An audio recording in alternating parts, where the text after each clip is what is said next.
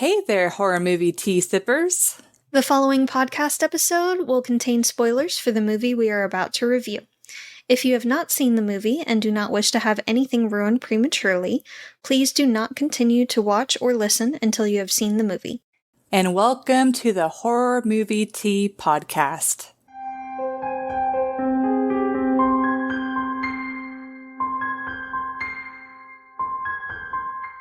Today, we are covering for the first week of Halloween, or October, The Bride of Frankenstein, the original from 1935. And as you can see, we have Keith again on our episode, and we thought he would be a great start for October. So Happy Halloween. Yes. The whole month of October. Unseasonably hot for Halloween, I have to say. But. Yes, it's like we love Halloween so much that we have to make it for the entire year. Of course. But before we go into the review, let's grab our cups and talk about tea. So I will go ahead and let Keith start us off. What tea are you drinking today?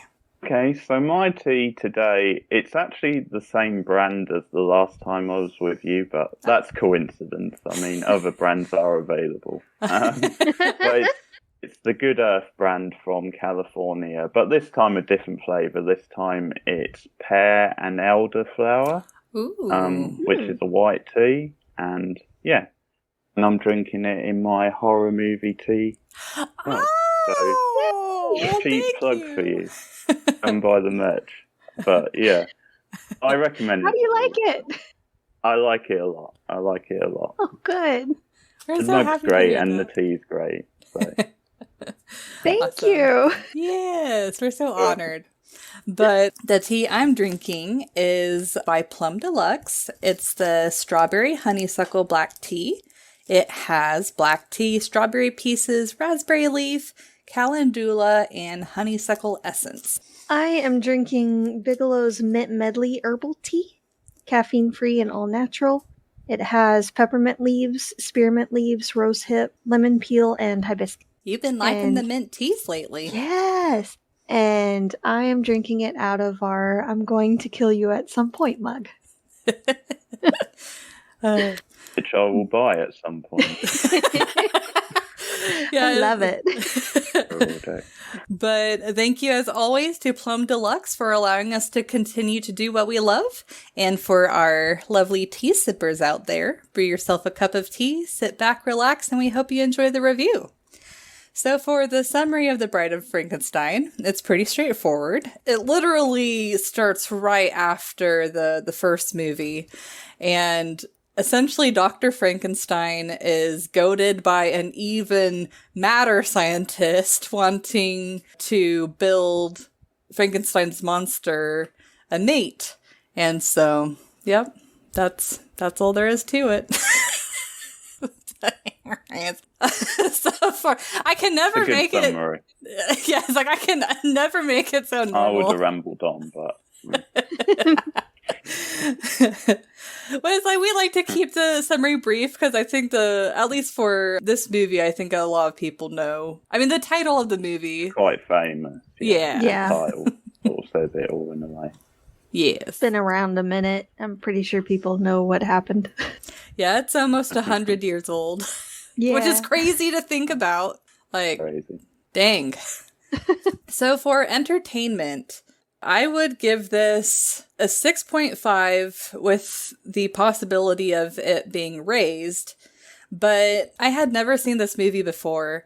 And it definitely, this movie makes me want to seek out the classics. It's a great movie. I love the atmosphere to it. The monster actually genuinely looks scary. The makeup that they used was pretty fantastic. And apparently there's a potential symbolism where the director apparently was homosexual. And it's thought that, not just about the monster, the contrast of the monster actually being more of the good guy and then the townspeople that are trying to hurt the monster being the actual monsters in the film. The theory is that it might be a representation of homophobia, where like the monster is maybe representing homosexuality and people at that time outwardly trying to prevent it and stuff like that. And it's like, I can see it, but I don't know if I can definitively say, oh, that's definitely the symbolism. Because it's like, in this type of situation, I think many people can identify being in a situation where they are socially not accepted for who they are.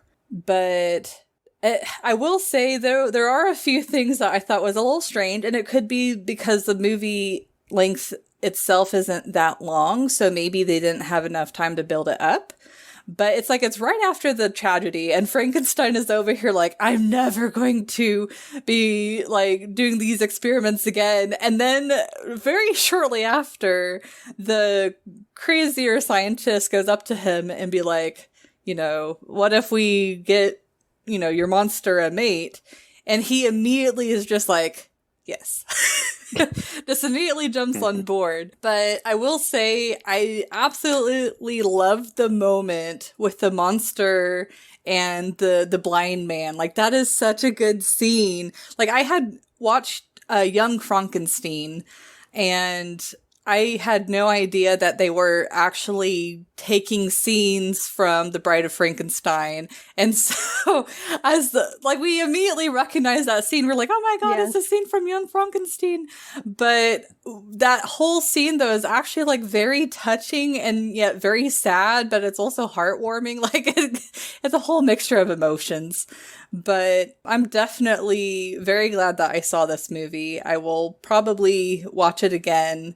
And it's kind of opened the doors for me wanting to watch more of the old classics. Very nice.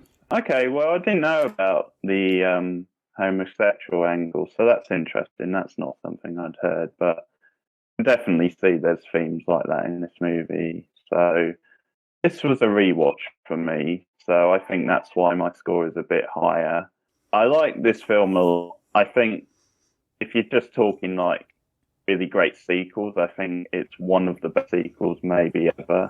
That classic thing of take the premise of the original, the first film, and just run with it, and sort of, you can tell it's a Frankenstein sequel, but it also does its own thing at times as well. So for entertainment, I give it an 8.5. So I think the only thing that stops me from going a bit higher is I think some of the stereotypes got a bit much at times. You know, like the sort of gypsy stereotypes and just some of the hysteria with certain characters around the village. And you didn't like the hysterical running? That was so funny. We laughed so hard. We laughed so hard at that.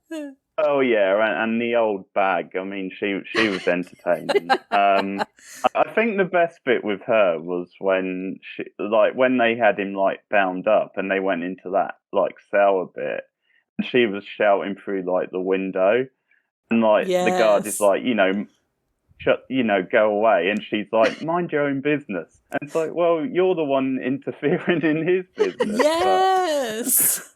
Yeah, she was an entertaining character, and I think every town square has one, the sort of hysterical sort of gossip type thing. So although it was a little bit of a cliche, I think she was entertaining as well, and I can definitely see how there are characters like that. But I think in general, just things like that maybe stops it from being a total like 9 out of 10 sort of film.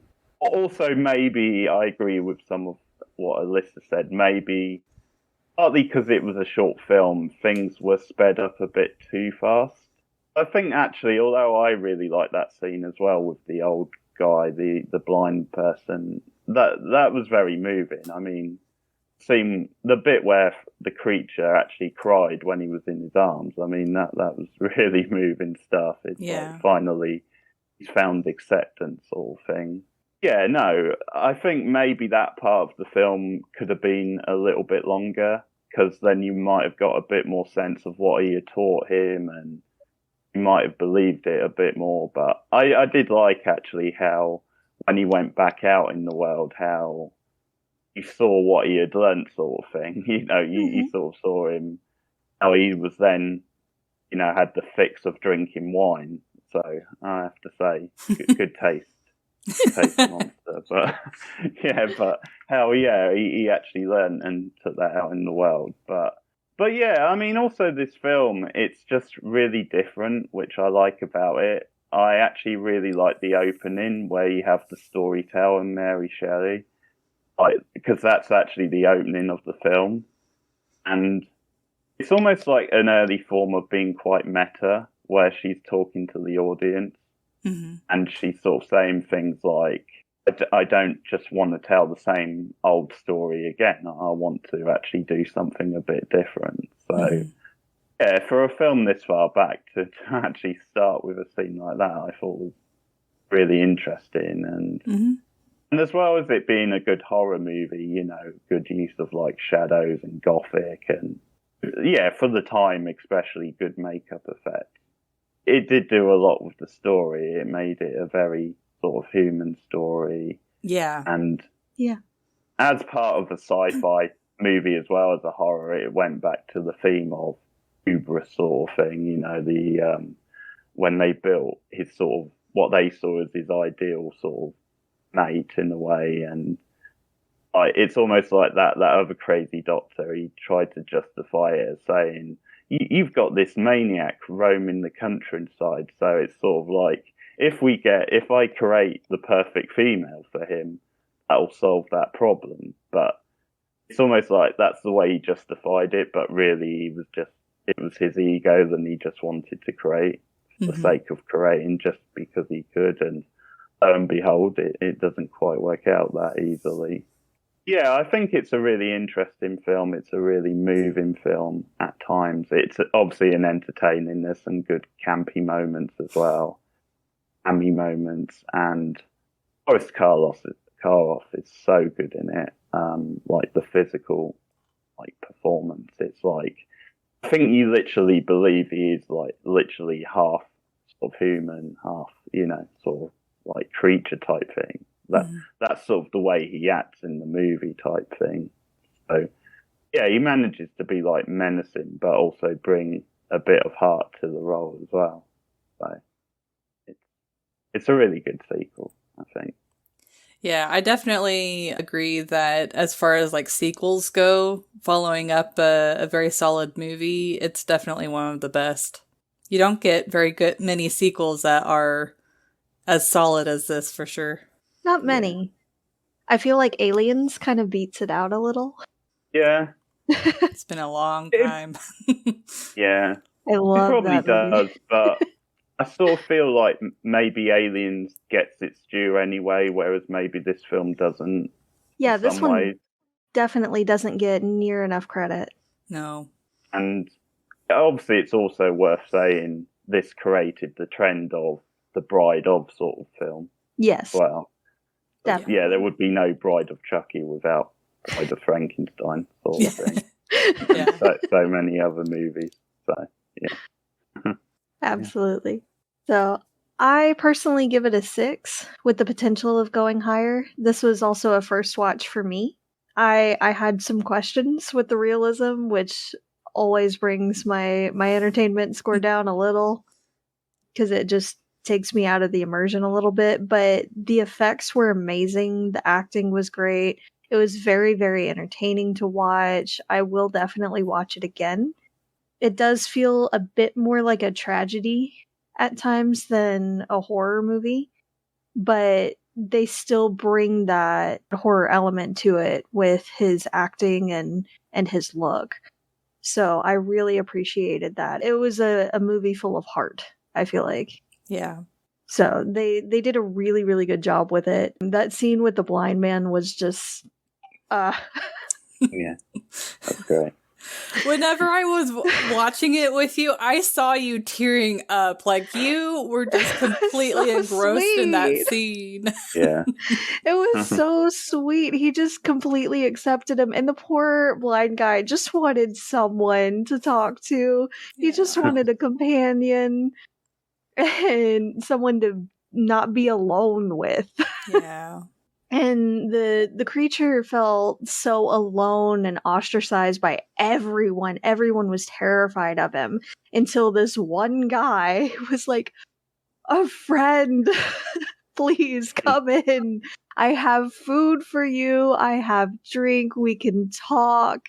You'll be safe here. You can stay as long as you want." And so And he just finally found almost a home. Yeah, like it kind of reminds me of the situations where it's like you have two outcasts in society, but whenever they meet, they end up seeing the person that they are. Yes. Like the blind man, even though he, literally couldn't see, is like you could also take it as he could see past the fact that it was a monster and just saw the human that he truly was. Yeah, and even when the other villagers came for him, he tried to defend him, saying, "He's my friend. He won't hurt you. Like, there's nothing wrong with him. Yeah. He's been nothing but kind to me. Don't hurt him." Yeah. And the creature in the movie is only ever really violent when fear and violence are shown to him first. Yeah. Because there are times when he tries to help, but when the other person starts screaming or displaying more violent behavior towards him, then he turns and is like, "Okay, fine. Yeah. If you want me to be a monster, I'll be a monster." So it was very sad, and you just really root for the creature. To be perfectly honest. The other people made themselves out to be kind of the villains or the monsters in that aspect. And the creature was just it was so sad to watch. Yeah. I really did enjoy this movie. It did give me some Pet Cemetery vibes, especially towards the end. When he kept saying, like, "We should have stayed dead," or "We should be dead." Yeah. It really reminded me of Pet Cemetery. Sometimes dead is better. Well, I think it plays. Should have left well enough alone. I think it plays on similar themes because it's like with Frankenstein, on the one hand, you have the dynamic on like how far should we push science, but then on the other hand, it's like it's dealing with our own mortality and be like, well, if we could live forever, should we? So I think it's kind of one of those dual theme type of movies where it covers different like human fears and questions and things like that. And ethics. Yes. Another thing which I thought was quite good about the stuff with the old man was, and it was actually a more positive representation of religion, because he was like religious and a lot of times in films that can be quite negative and stereotypical, and it just seemed like whether you're a believer or not, like what the old man stood for was just basic like human decency, really. Yeah. And that it's almost like regardless, it felt like he wasn't someone, like even if the person he takes in is non-religious, I got the impression he wouldn't judge that person. So it was just that core human value of we should help those who need it, those less fortunate. Absolutely. I thought it was quite nice to see that. Yeah. Yeah, it's like instead of him representing religion necessarily, it's just him representing goodness and kindness. Yeah. Yeah. I did also take off a little bit from the entertainment scale for the fact that the bride was in there for all of 5 minutes. Yeah. It's called The Bride of Frankenstein, and she was in there for the last 5 minutes. That was pretty movie. Surprising. It was a great movie, and I loved it, but let's get to the one that the movie is named for, shall we? Yeah, I think that's maybe where, again, it could have been a bit longer and would have benefited it. Because you almost had the two halves where they had to balance it out and have at least half of it with him out, because obviously it follows on from the last movie. But yeah, like you said, you would think you would give at least half the movie to at least the build up, because I guess a lot of it was the build up, and I did enjoy the build up. All the sparks flying and stuff, and even though I'm sure the science of it is total BS, it sort of at least felt like entertaining, engaging science when they were going through it. So movie science, it sort of works, even though I'm sure it's total BS in reality. But movie's got a movie. Movie's got a movie, but yeah, I wonder if like the stuff with making it the Bride of Frankenstein, like maybe there's partly a meta thing there where it's like just saying so used to like these narratives being dominated by male figures, so we're gonna even that up a little bit and introduce like a female and actually make her the name of the film. But yeah, so maybe if it was a later film, obviously they probably would have given more time to that character. But yeah, it's like they almost needed a movie in between where it's like, the monster's going around, meets the blind man and realizes he can be accepted. That is a possible thing. And then him yearning for whether it be a mate or a friend or whatever, and then have a movie that's focused on the bride or whatever. I don't know. The creation. Yeah. Yeah. Yeah. We did also look up the original story just to get some more background on it. I am a little surprised that they didn't go a little closer to the original story. There wasn't a second scientist in the original story, apparently. The creature actually came to Frankenstein and was like, if you create someone for me, someone else of my kind, specifically a woman, but someone else of my kind, then I will leave with them and you'll never hear from me again. So like the violence and chaos will end if you create a friend for me. And Frankenstein was very concerned that if he did create a woman for him, that they would repopulate. And there would be a bunch of monsters roaming the area and it would be a bigger problem. So he struggled. He initially had agreed just to end the violence that was ensuing from the original creation of the creature. But then he ended up backing out of his deal with the creature and not creating a second one. And the creature ended up, he said, fine, I'll be there on your wedding night, and ended up killing Frankenstein's bride on their wedding night. Okay. I feel it's like, I think for the name of the Bride of Frankenstein, that story makes more sense. But that's why I feel like the homophobia symbolism matches so well, because if you're thinking why they changed up the story, it makes the most sense that they were trying to convey some sort of other message, because it's like I hear that and I hear, a story of loneliness, seeking friendship, but also revenge. Well, this one is more like he was ostracized, seeking friendship, and it was the townspeople that were more like the evil entity. So it just kind of gives a different mood towards the monster. It does. So knowing that, it makes more sense why they changed it. I just kind of wish we had gotten that original story.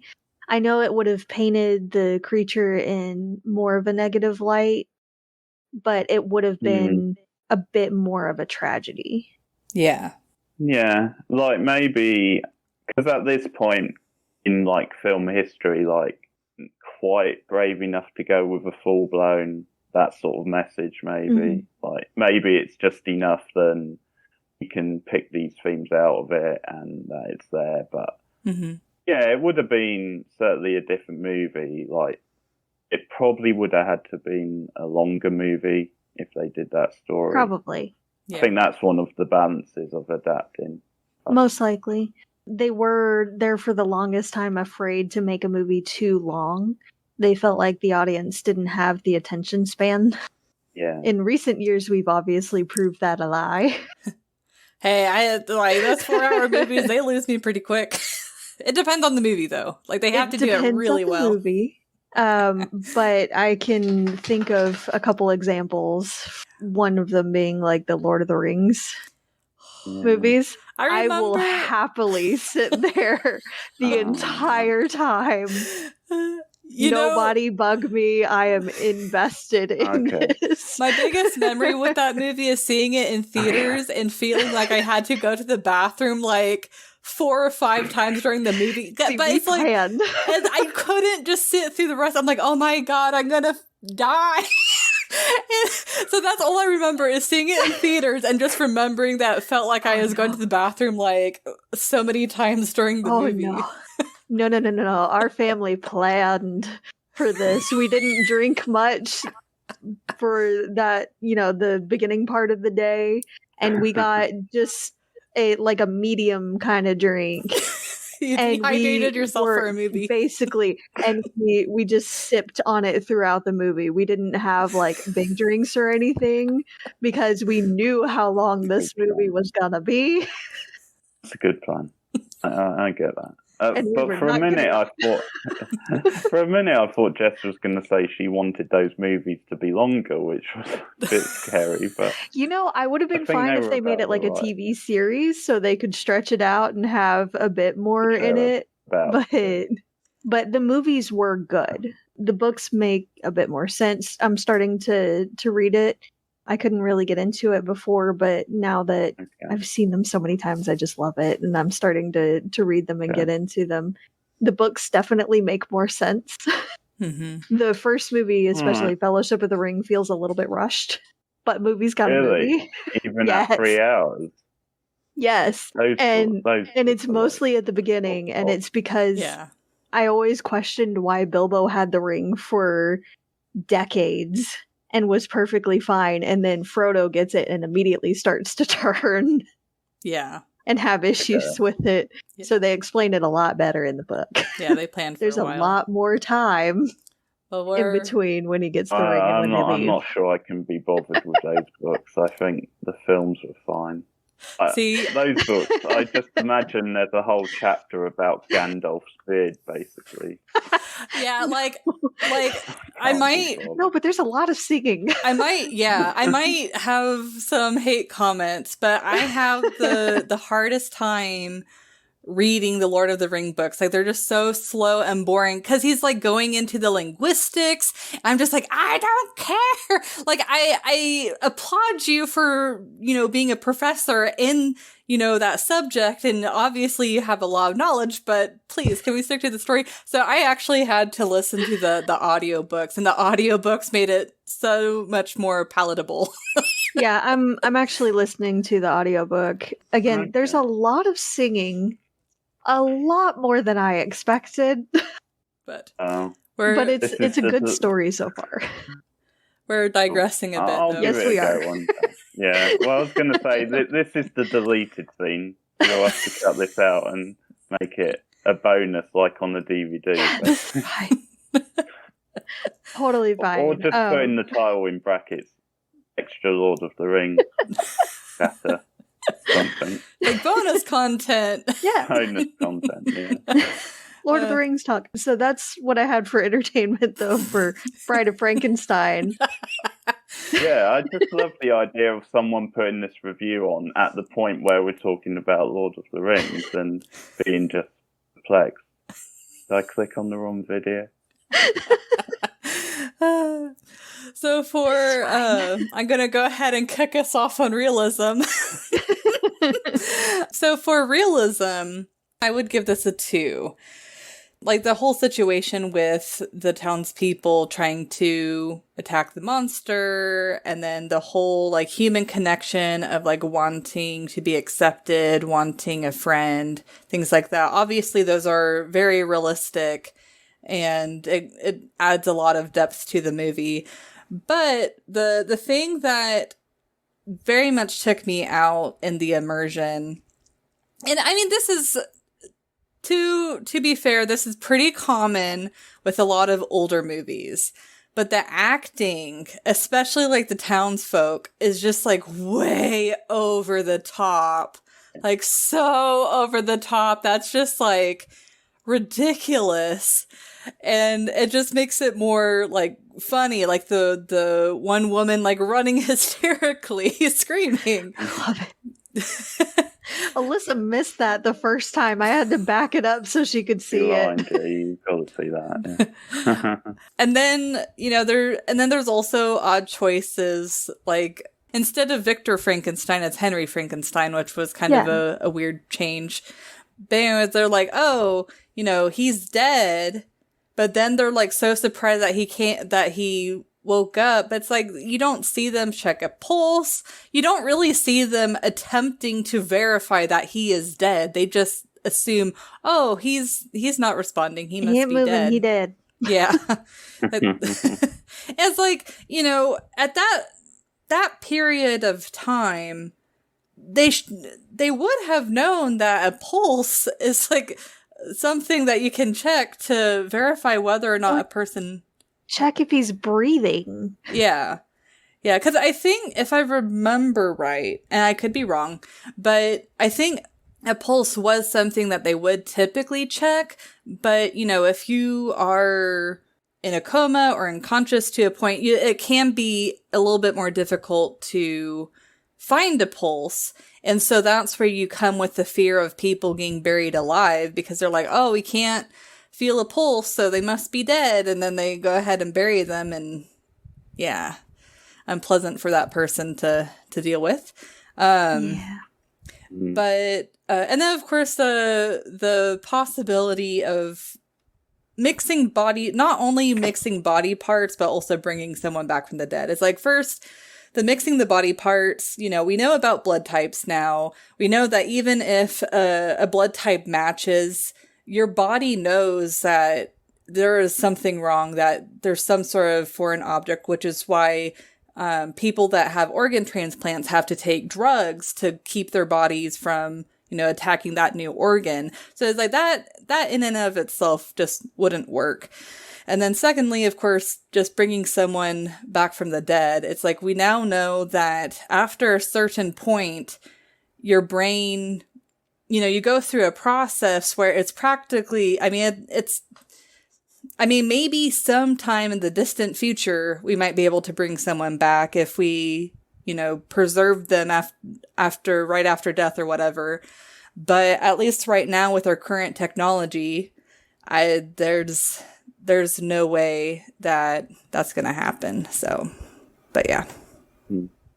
I guess you could also say the fact that, would you really want to bring someone back from the dead? Because especially like what happens with the monster, this goes back to, if you should versus like if you could, but it's like the monster obviously was miserable, not just because the townspeople were, trying to attack him, but also he looked at his reflection and he did not recognize himself. It's like, it would be terrifying for your brain to be put in a different body and you wake up and you're like, I have no idea who I am. Like, the perception of myself does not match my body. Like, that's just a terrifying thought, which can technically lead to some current things that we're dealing with in our society with their dysphoria.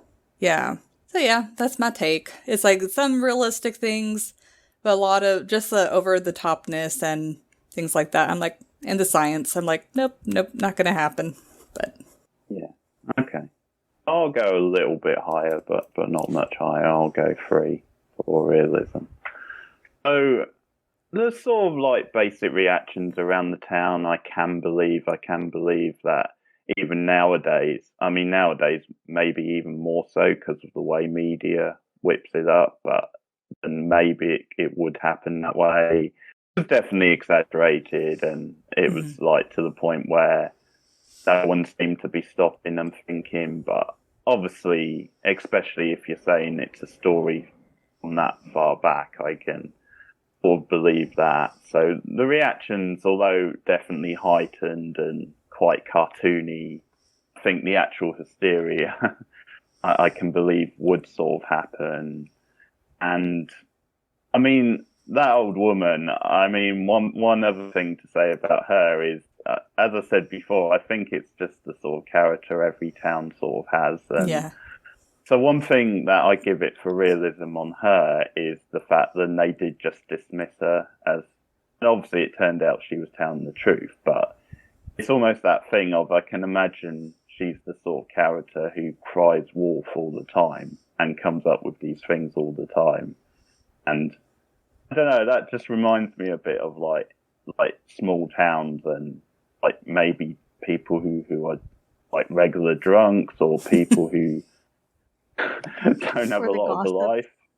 Yeah, gossip type. So it's almost like she's like an early version of like a town sort of gossip. So yeah, the fact that they just dismissed her as like, shut up, you old bag sort of thing. It's like, I can sort of see why they would really. So that actually rang quite true. So yeah, I mean, a lot of the science I think is what I would call like quasi-science. You know, it's almost like a shortcut for science, a movie sort of shortcut, which sort of sounds quite engaging, sounds quite exciting, but if you pick it apart, it's obviously like nonsense. So there's a lot of practical issues. I don't know what you guys thought about the scene with like the characters in the glass cases. Oh yeah, that was pretty. Yes, that was weird. That was really random, wasn't it? Yeah. It was extremely random. It's like, okay, different movie now at the moment. Yeah, I'm glad you mentioned that. I was going to. Yeah, I completely forgot about that. Yeah, because it's like, I know, like in this current day and age, we've been able to essentially put the formula for life in like a lab and isolate it and be like, oh yeah, there is life spawning, but it's like single-celled organisms. It's not like many people. Yeah. Yeah, I mean, I quite enjoyed that scene just because of how goofy it was, but it was like, yeah, no way. And it was almost just a scene, I think, just for him to show what he could do to the other scientists. It was like, well, I can do this, and sort of here's the proof, look at my work sort of thing. It was almost that sort of scene, I think, but yeah. So, because when I rewatched it, because I'd seen it before and that scene started, I thought, oh yeah, this scene. I forgot this scene happened. What's going on? But yeah, no, I think there was a lot of like, as I said, quasi sort of science. I think, although, as I said, like Boris Karloff is so good in it, some of the action scenes looked very sort of like fake and phony. You know, a lot of, you know, him going over a cliff or him throwing people over a cliff or just the rag doll that he threw over the side of the castle. Yes. It's like, yeah, it's just a product of its time. It's like, it's a bit like the 60s Star Trek show where they have those fights where it's like, no one has ever fought like this in their life. Yeah. You know, if you're enjoying the show and stuff, you just give it a pass, really. But yeah, I thought at times some of those scenes took me a bit out of the realism. So a lot of it, when I was following like Monster and stuff, I was into what was happening with his character and the general like premise. But yeah, the fight scenes took me out of it, as did some of, as I said, like some of the supporting characters. I agree. It's almost like they cast a few good actors and then the rest, standard of acting after that wasn't very good. Yeah. Pull them off the street. Anyone available? Yeah, maybe. Yeah. And I couldn't really give two craps about, you know, the romantic plot, you know, the guy and his newlywed. Yeah. That sort of belongs in a different movie. Yeah. And it sort of made me wonder if they were trying to make them into like pathetic, but it's just it was just done in a very sort of cheesy, soapy sort of way. So yeah, that's where I fall on realism. So I'm going to take it one step lower than Alyssa. and I go knew one. it. I knew it. Nothing can please you anymore. It's just wrong. The interactions between the different people, while some are a little heightened, are fairly accurate, and I can see a lot of those happening. But everything else is kind of a no for me. The science behind it is just completely far-fetched. We didn't until recently have the technology to transplant a head and it be actually functional and be able to move the body. Like, they could have done it and it could have survived, but they would have been paralyzed and wouldn't have been able to move their limbs because the force needed to sever between certain vertebrae and the spinal cord is too much using previous methods, and it would have damaged it too much. And also the time it takes to do that process, they didn't really have a way of doing that without it damaging it further until recently. So in the 30s, this would have been a big nope. Well, I think this takes place before the 30s. I think even that, yeah. So yeah, they the were 1800s, I believe. They were very optimistic for it, and it did not. It would not have worked. And using dead body parts that have been dead for a while, I don't care how fresh you got them, they were in a crypt. Yeah. So a lot of the parts that they were gathering are not so fresh. Yeah. And they likely would have been decayed beyond use and would have been rejected immediately, even if their scientific process actually did give life. Which electricity will move different parts of the body out of reflex and all. It would stimulate the muscles to expand and contract, but it wouldn't actually give life. Yeah. So, big nope there. I'm also so confused about how the second scientist said that he was a philosophy doctor, but the philosophy doctor was able to create mini humans and help on the experiment to create the female creature. Yeah. Yeah. That's a completely different field of study. My mind, yeah. Yeah. Also just the mini humans were a big no. I was so confused in that entire scene. Just that's not how any of it works. And he was sitting there saying that he grew them like from a seed. Like plants, yeah. Yeah, that's not how it works. That's not how any of it works. That would be a good extra, though, watching them slowly grow. Yes. Like him watering them every so often. And then they just have these all different personalities and everything.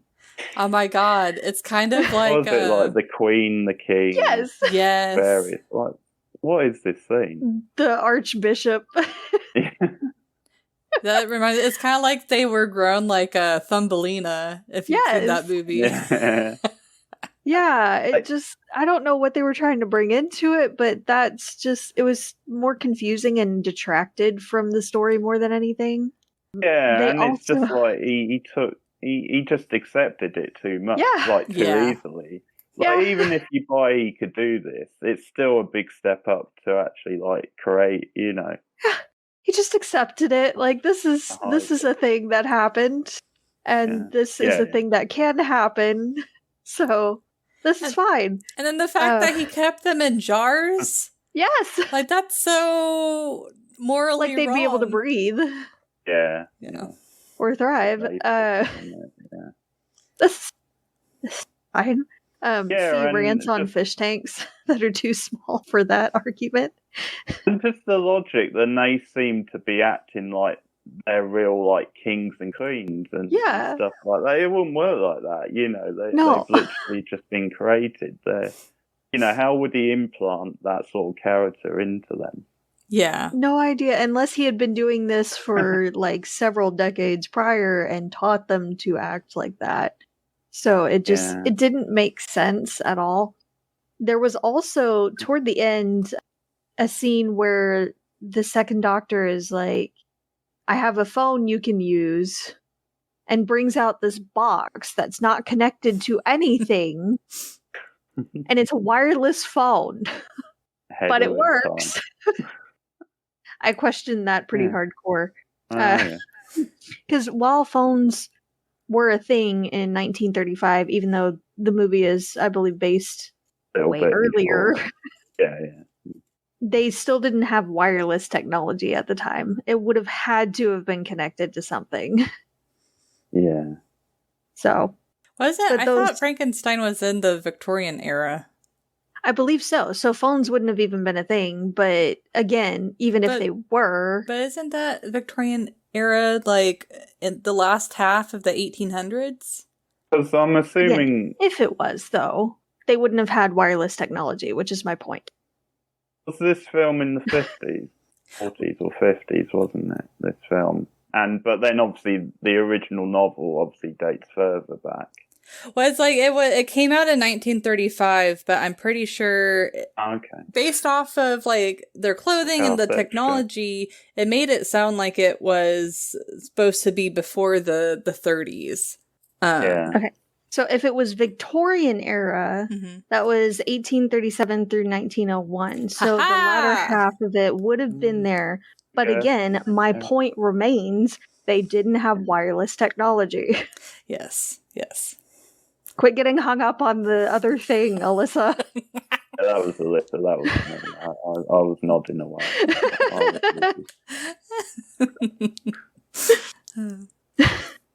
Just so that way we have a clear, like, distinction for the listeners. And myself. Okay. I think I'm pretty fair to both sides, really. Yeah. I'll even it up in a minute. Apparently, I just got a message from honorary tea sipper Chris. He's eavesdropping. That's not allowed. He's apparently the first cordless phone model to ever have existed was invented in the 1950s by Thomas Carter. So that idea was, 20 years before, 15, 20 years before the actual thing was invented. So no. Then how would they know to put it in the movie then, if it hadn't even been like... It was an idea. Have a phone in... I guess. Maybe it wasn't the phone. We've had ideas of flying cars for years, and we haven't created those quite yet. Yeah. And spaceships. That's true. I think I would learn to drive if there was flying cars. I'm waiting for the autonomous vehicles to come out. I'm excited about those. We don't have a spaceship that can get us to Mars safely yet. Yeah. But yes, those were the main things. The biggest thing was just the science behind all of it. It just wouldn't have worked. And even if they were able to get a pulse and consciousness, which is no, the creature wouldn't have lasted because the parts were so decayed and likely different blood types, and it would have just been completely rejected and they would have broken down. Yeah. So no. Plus, I have can't to change my rating now. Plus, it's like I can't have to change it to a 2. Yay, twinsies! Come to the dark side. But man, it's like, being brought back, especially like under those circumstances, I can't imagine like the suffering that person probably would have to go through for them to not like live that much longer, Well, even if, like in the movie, they were able to continue on just fine with no issues, even if they had the best possible optimistic outlook in their mentality, it still would have been extremely confusing and disorienting to be in an unfamiliar body. Yeah. You're likely a different height, a different build, Mm. and your limbs aren't going to work quite the same as you're used to. Yeah. Not to mention the fact that every time you look in the mirror, someone completely different is looking back. Yeah, that's the real horror scenario Yes. for me, is being Absolutely. the monster. Stuff, Yeah. Another, like, just on basic thing on realism is also I thought it was really crappy the way they tried to restrain him. Like, the actual device, it was, like, really weak. It's like, Yeah. It's like neck wasn't really attached properly, wasn't really pinned. It was like a couple of like chains, but I think they were further down the body. So yeah, he wasn't really crammed in very hard. And it was like, and then they just did that sloppy movie thing of walking away. Okay, we'll come back later. Yeah. And then they're surprised when he escapes in the next instance. Well, Yeah. you should have chained him in harder. I know, obviously, you're going to do Creature from the Black Lagoon, and there's even a worse example in that. Oh, no. You know, Well, no okay, so spoilers. We haven't got seen to- it yet. Okay. There's even worse example in that. But, Yeah, so in this one, though, like, he was tied to a post when they were moving him, and the ropes held him just fine, but chains Yeah. didn't? Yeah. yeah, good point. Is it What kind of because- ropes were they using? True, but was he unconscious at that point? Because that might have made a difference. No, I think Not- he was awake. Yeah, he was awake. Ah, okay. But I Because think they were also, holding him down with pitchforks and things in the wagon. I think Yeah. also depends on the technology, because you at that time period, I don't think they had as pure of metal, so there's a lot of contaminants that maybe made the metal a lot weaker.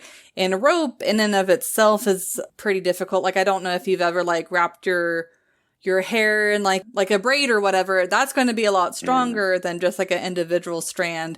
And I can picture, depending on the purity of the metal or how many contaminants the chains had, it might be possible that the rope would be stronger. But that would still like leave to question, well, why wouldn't they just tie ropes around him instead of chains? Also, I would believe that also a little bit more if the ropes weren't rather loose Yeah, they on were that pretty loose. post. Yeah, He could have shimmied out of it, to be Yeah. perfectly honest. that's true. That is very true. So, Yeah, could have gave them the middle finger on the way out. So a little bit, yeah. screw you.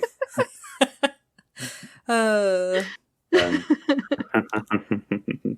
So, but that's what I got for realism. Okay. We were able to pull Keith to the dark side a little bit. Change his mind. yeah, like, 'cause probably for me, 3 was quite, lenient, but it was probably a bit less than I would normally have. But Yeah. I'm harsh on realism though, always. And fine, entertainment, people are though. different, aren't they? Your entertainment tends to be pretty low. I'm just like, dang. Well, I mean, most of them are kind of middle ground. I reserve the high ratings for the ones that I'm going back to every time if given the chance. Yeah. Yeah. And we've watched some not so great ones lately. And I mean, for a first time watch, I guess 6 out of Yeah. 10 is a solid score. And Especially for the time period that it was created. This was a good movie. And again, it has the potential of in the future of gaining higher ratings, but on a Yeah. first watch, that's my first impression of it. Mm-hmm. yeah. Yeah. Okay. So, Yeah. It's like overall, I think that if someone has not watched this movie yet, that this isn't one to sleep on. Like, I think it is worth the watch, because not only is the film itself good, but it's really cool to see how far we've come since then and how much influence we continue to take from these classics. definitely. Mm. So, but thank you everyone for joining us today, and please comment on what you thought of the movie. And Keith is also bored now on YouTube, and I will link his information. I will. She's gonna link his podcast information in the description below.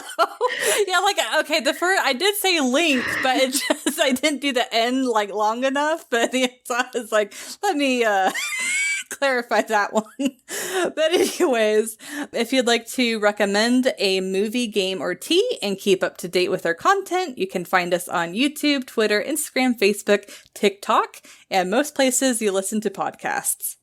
And if you'd like to support the podcast, please subscribe, like, and share our content and Keith's as well at Board Now. And we will also have a Teespring and PayPal donate button available, and our, of course, affiliate link with Plum Deluxe if you'd like to support us monetarily. And our affiliate link does not affect the price of the tea at all. It just allows us to continue to do what we love. You can find all the sites mentioned linked below, along with Keith's podcast down below. But until the next time, guys, stay safe and stay spoopy. Bye! Bye, guys.